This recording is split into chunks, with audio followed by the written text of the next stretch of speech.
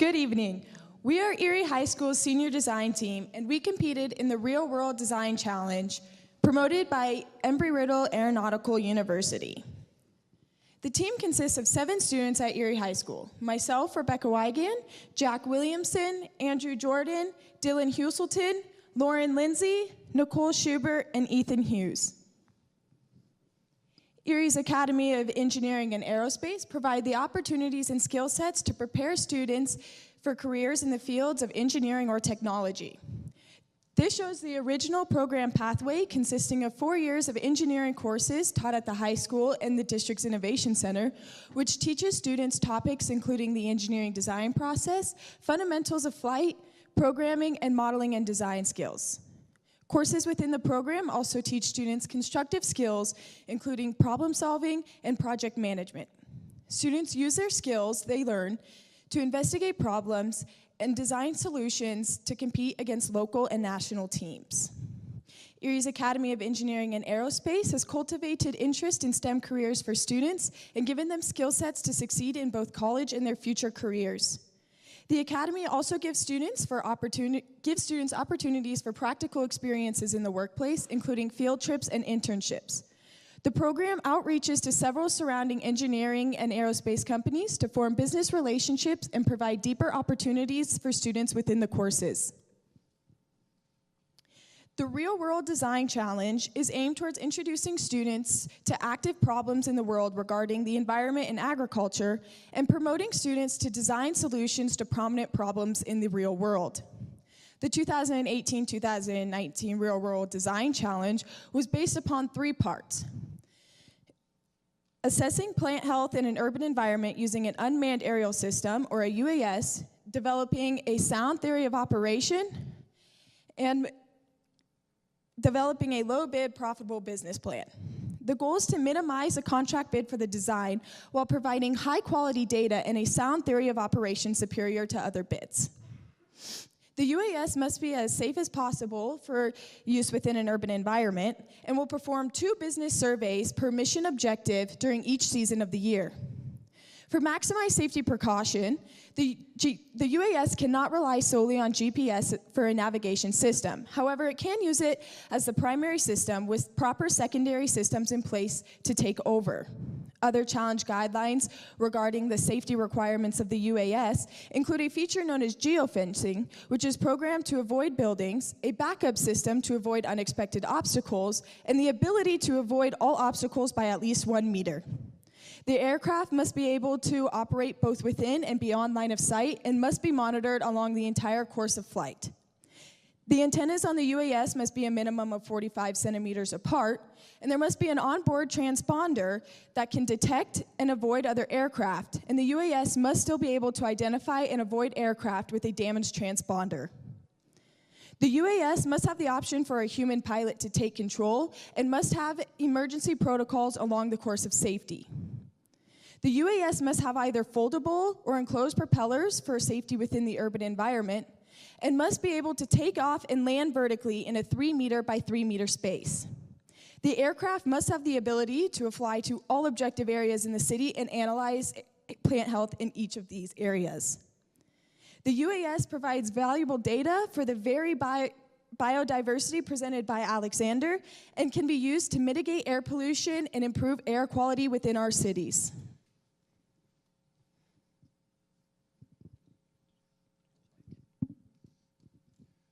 So heading into this, we understood that our mission priorities, flying in an urban environment, were to have safety and obviously flight maneuverability in order to finish our missions.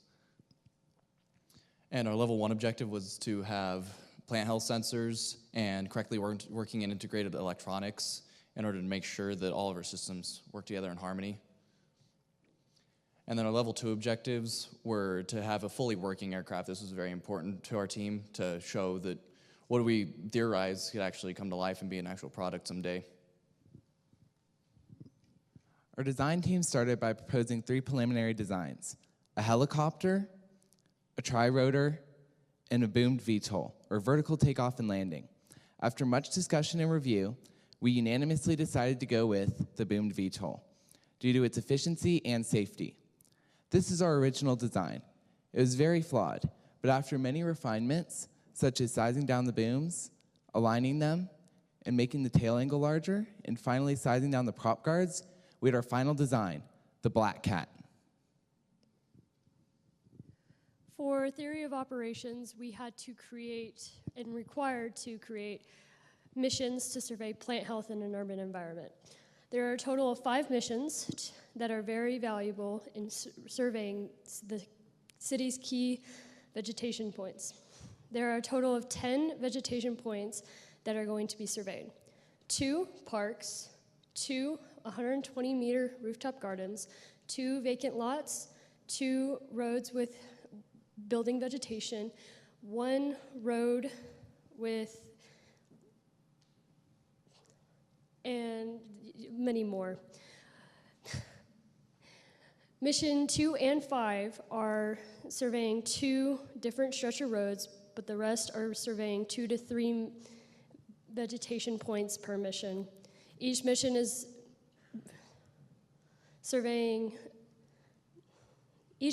taking off at a DTL, which is a designated takeoff and landing, and it's landing at the same DTL it took off from. Hi, so our payload selection is simple and efficient. It consists of 1 near-infrared camera, also called a no-IR camera, an infrared thermal camera, and 5 ultrasonic distance sensors, 4 on each cardinal direction, 1 on the bottom to prevent landing obstacles.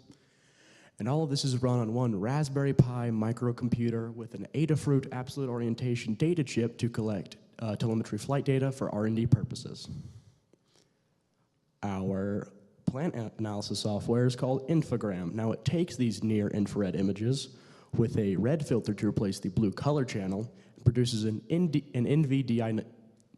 NDVI number, which stands for the National Differential Vegetation Index, which is general plant health, color, water levels, growth rates.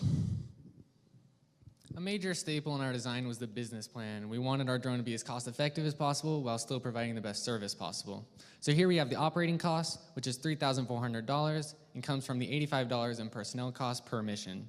Now we have 5 missions per day, 2 days per season, and 4 seasons, which gives us 40 times 85, and therefore our operating cost of $3,400.